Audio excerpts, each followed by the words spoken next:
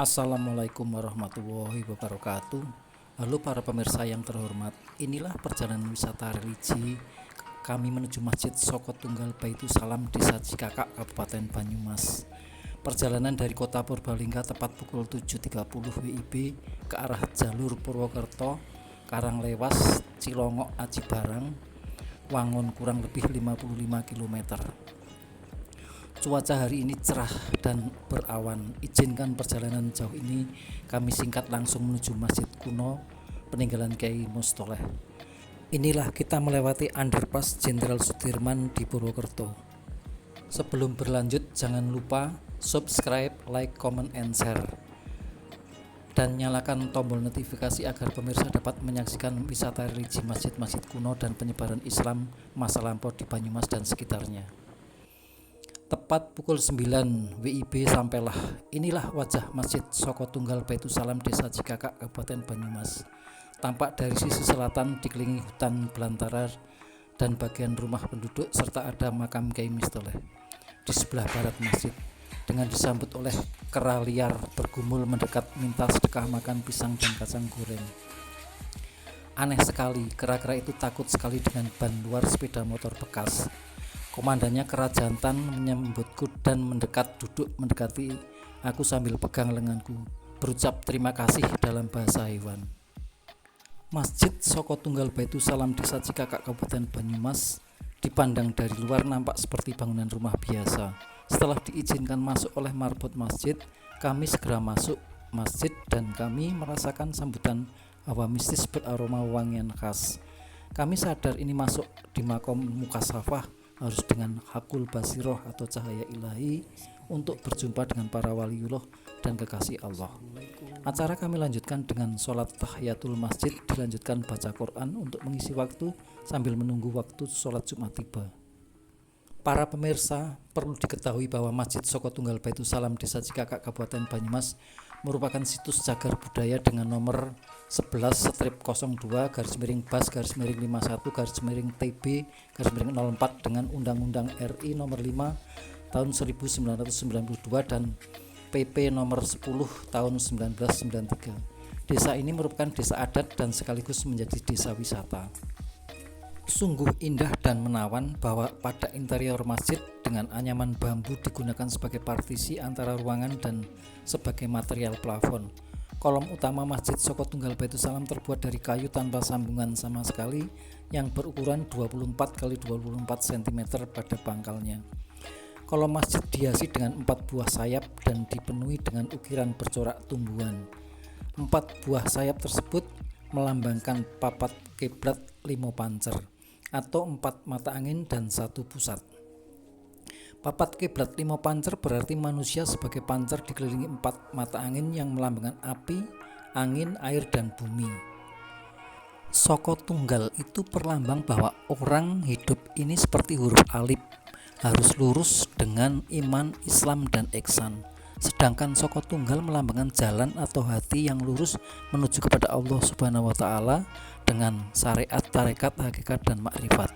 Sungguh orang-orang terdahulu sangat memaknai arti filsafat kehidupan beragama dengan mengolah rasa, cipta, dan karso, sehingga kehidupan bukan sekedar hanya lahir tetapi lahir dan batin atau jasmani dan rohani menuju sampurnaning urip dalam keseimbangan hidup dunia dan akhirat.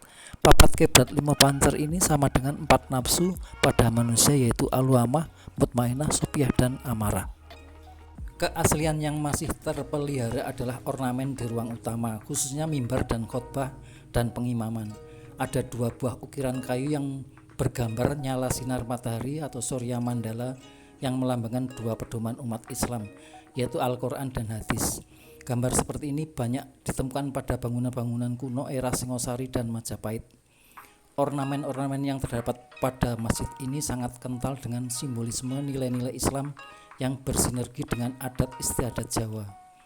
Hal ini menggambarkan harmonisasi Islam dengan budaya lokal yang sudah ada sebelumnya. Ciri khas lainnya adalah atap dari ijuk serabut kelapa berwarna hitam. Atap ini mirip atap bangunan pura zaman Majapahit atau tempat ibadah umat Hindu Buddha di Bali. Tempat wudhu pun juga masih bernuansa zaman awal berdirinya masjid walaupun sekarang sudah ditembok.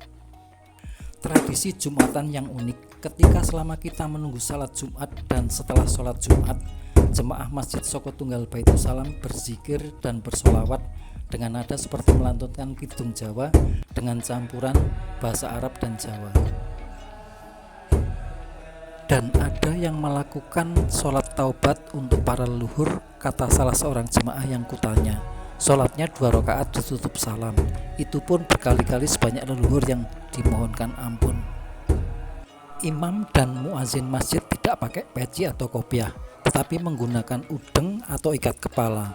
4 muazin dengan pakaian baju lengan panjang warna putih polos, udeng motif batik.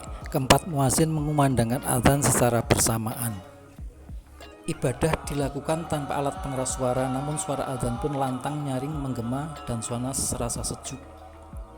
Semua rangkaian sholat Jumat dilakukan secara berjamaah, mulai dari tahiyatul masjid, qobliyah Jumat, sholat Jumat, ba'diyat Jumat, salat duhur, hingga ba'diyah duhur.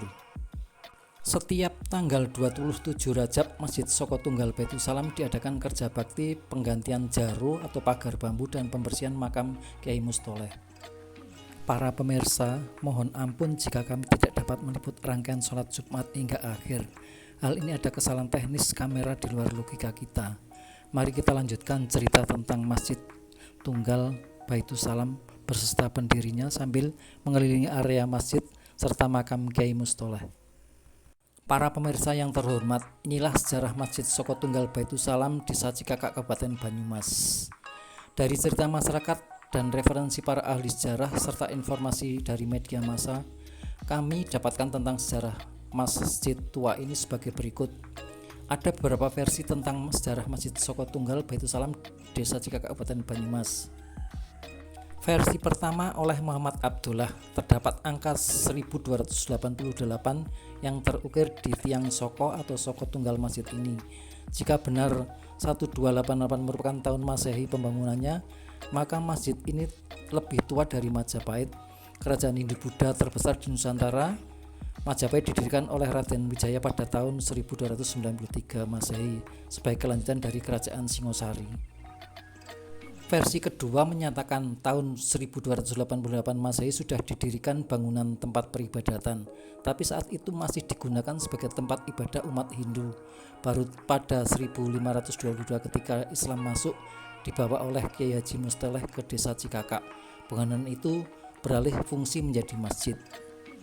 Itulah singgasana menuju makam Kiai Mustoleh.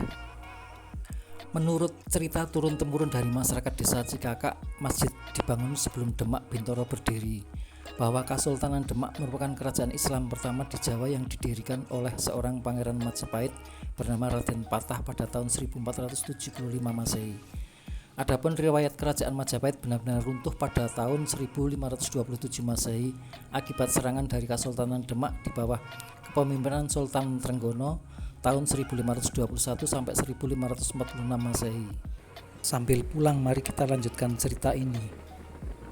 Versi ketiga menceritakan mengenai asal-usul Kiai Mustoleh yang berasal dari Pajajaran, Caruban atau Cirebon, Majapahit, Bonokeling, dan Banyuwangi. Dari kelima asal-usul itu sebagian diakui kebenarannya. Dalam pupuh tembang Durmo, Pangkur, Pucung, Mijil, dan Sinom menceritakan bahwa Kiai Mustoleh sebagai duta dari Bonokeling untuk membunuh Raja Brawijaya dengan menaiki burung Raja Wali sebagai kendaraannya. Kiai Mustoleh dibekali keris pusaka dari kerajaan Bonokeling. Di Majapahit, Kiai Mustoleh tidak berhasil membunuh Raja Brawijaya, tetapi beliau ditawan Patih Gajah Mada. Ketika ditawan, Kiai Mustoleh bersikap baik, sopan, dan setia. Suatu ketika Majapahit terjadi keributan bahwa kuda sang Maharaja Brawijaya mengamuk bak kesurupan iblis. Tidak ada yang bisa melerai amukan kuda. Ternyata atas kesaktian Kiai Mustoleh, kuda tersebut bisa dikendalikan amarahnya. Akhirnya Kiai Mustoleh diampuni oleh raja dan dibebaskan dari tawanan. Kiai Mustoleh dianugerahi putri kedaton yang sangat cantik dan jabatan tinggi di Keraton Majapahit. Namun semua itu ditolak dengan santun dan menyampaikan keinginannya untuk melanjutkan pengembaraannya. Di dalam perjalanan ke barat lewat jalur selatan, sampailah Kiai Mustoleh di Ngayah, terus berlanjut ke Nusa Brambang, tinggal sementara waktu lalu menyeberangi Kali Rukmi, menuju utara hingga sampai Cikakak. Kyai Mustoleh mulai berdakwah dengan santun, arif, lemah lembut, bijaksana. Ketika itu masyarakat di Cikakak yang menyimpang dari ajaran Islam dan mereka berwatak angkara murka dan sewenang-wenang. Setelah beberapa saat dengan kebaikan Kyai Mustoleh, maka masyarakat Cikakak sadar dan bisa menerima ajaran Islam atas bimbingan beliau. Sebagai pusat dakwah, beliau mendirikan masjid. Pohon sidaguri tempat pertapaannya ditebang, bagian bawah pohon paling pangkal dibuat beduk, bagian atasnya dijadikan tiang soko guru atau soko tunggal, dan cabangnya dibuat kentongan. Sampai sekarang barang-barang tersebut masih ada. Tahun berdirinya Masjid Soko Tunggal Baitul Salam diyakini tahun 1288, 6 tahun sebelum berdirinya Kerajaan Majapahit tahun 1294, yang berarti Masjid Soko Tunggal Baitul Salam berdiri zaman Kerajaan Singosari. Tradisi keagamaan di sekitar Masjid Soko Tunggal Baitul Salam indikasi masuknya kalender aboge di Desa Cikakak dengan adanya padepokan yang didirikan oleh Sri Susuhunan Amangkurat Mas atau dikenal Amangkurat ketiga, Raja Kasunanan Surakarta. Bersama para santrinya merubah nama Sungai Cipakis yang mengalir di sekitar Pasarian menjadi Sungai Asahan hingga sekarang. Setelah kembali ke Kartosuro, beliau wafat tahun 1734 Masehi. Dari beberapa versi cerita, walau alam bisawab mana yang paling benar, karena minimnya bukti autentik sehingga kita sebagai pewaris dan penerus perjuangannya untuk mengenang dan selalu mengingat.